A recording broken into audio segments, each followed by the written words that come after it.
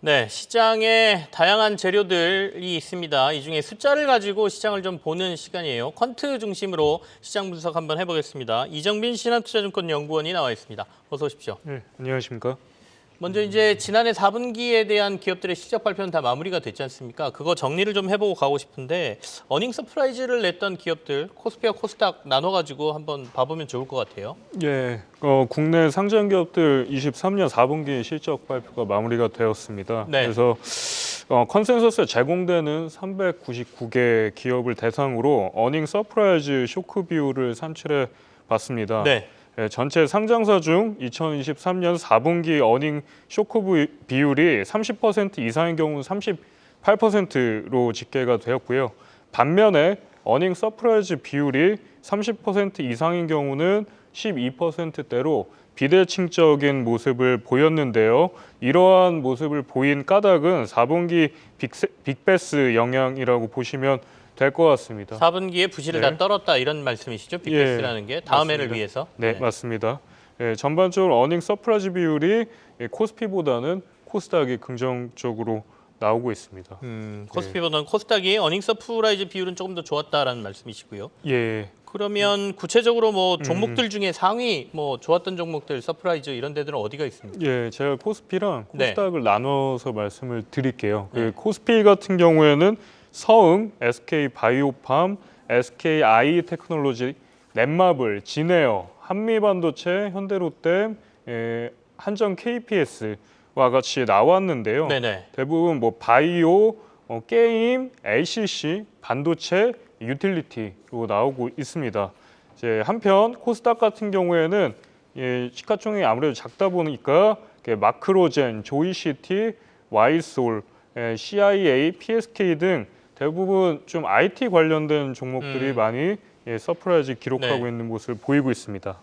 어닝 서프라이즈라는 게 절대 규모를 말하는 게 아니고요. 그러니까 시장 예상보다 훨씬 실적이 많이 나오면 뭐 예. 어닝 서프라이즈라고 저희가 얘기하니까 그렇게 참고하시면 될 것 같고요. 예, 맞습니다. 자, 근데 이거는 지나간 과거의 자료고 네. 중요한 거는 이제 올해 아니냐 이렇게들 많이 말씀하시지 않습니까?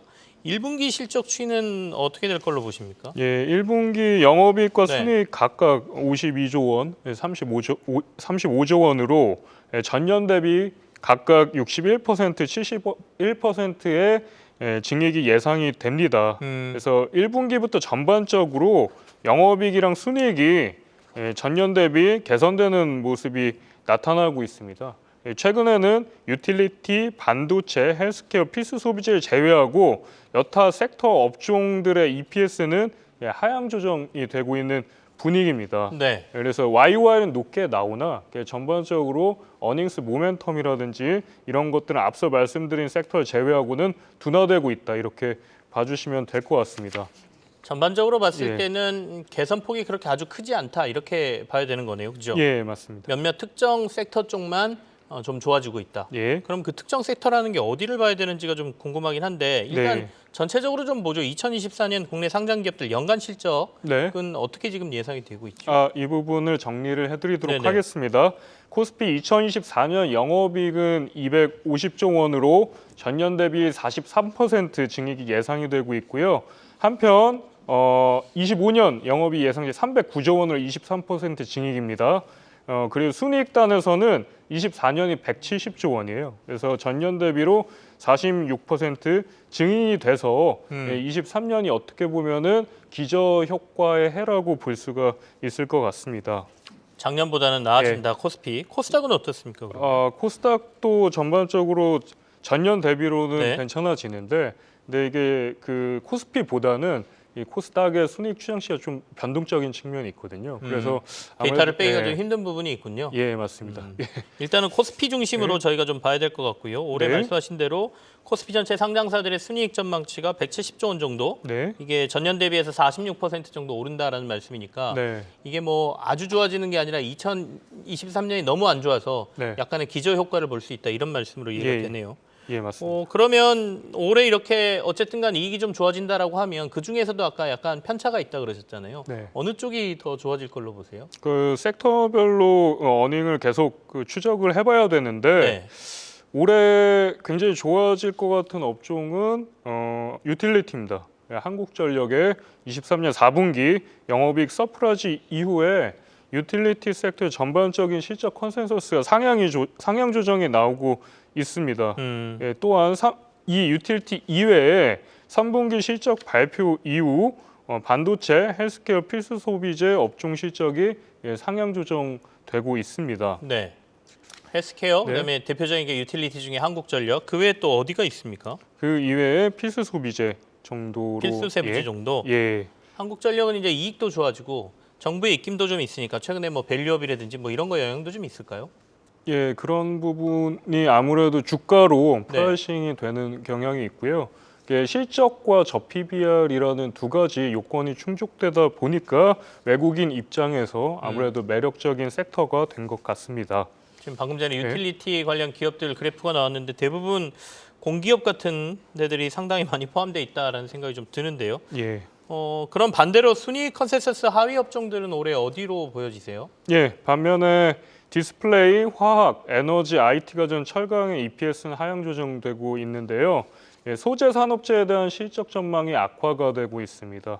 중국 경기에 대한 우려감과 전기차죠, EV에 대한 전방 업황 악화가 주요 원인이라고 할 수가 있습니다.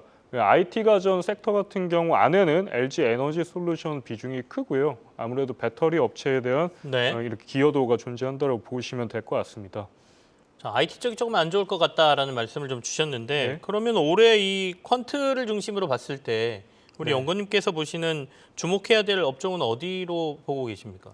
예, 24년의 키워드는 네. 아무래도 밸류업이랑 인공지능이다 보니까 이 가치와 성장 바벨로 묶고 접근을 하신 게 좋을 것 같은데요. 둘 다 보셔야 된다라는 거고요. 네. 그래서 업종이랑 섹터로 이야기를 드리자라면 반도체가 좀 유망해 보입니다. 네, 이게 반도체 내에서도 주가 차별화가 진행되고 있는데 네네. 삼성전자보다는 SK 하이닉스나 한미반도체와 같이 주가 상승률이 더 큰 종목을 보셔야 될 것 같고요. 밸류업은 아무래도 주주환원의 핵심인데 은행 보험과 같은 배당 수익률이 높은 종목이 유망하다고 보고 있습니다. 네. 말씀하신 이제 바벨 종목이라는 게 바벨 전략이라는 게 양쪽에 이제 두고 같이 봐라 이런 말씀이시잖아요. 예. 그러니까 한쪽 축은 인공지능, 그 중에서도 이제 반도체 말씀하셨고 예. 반도체 중에서도 SK 하이닉스하고 한미반도체 요즘 시장에서 가장 핫한 종목이긴 합니다. 네. 그리고 반대쪽에 정부의 밸류 프로그램과 관련 있는 은행업, 보험업 이런 데들이 전체적으로 좀 좋지 않겠냐 2024년에 이렇게 퀀트적으로 분석하고 계십니다. 자, 지금까지 신한투자증권의 이정민 연구원과 퀀트로 시장 한번 살펴봤습니다. 고맙습니다. 예, 감사합니다. 계속해서 다양한 경제 이슈를 알고 싶다면 구독과 좋아요, 알림 설정 부탁드립니다. AI 캐스터 권미정이었습니다.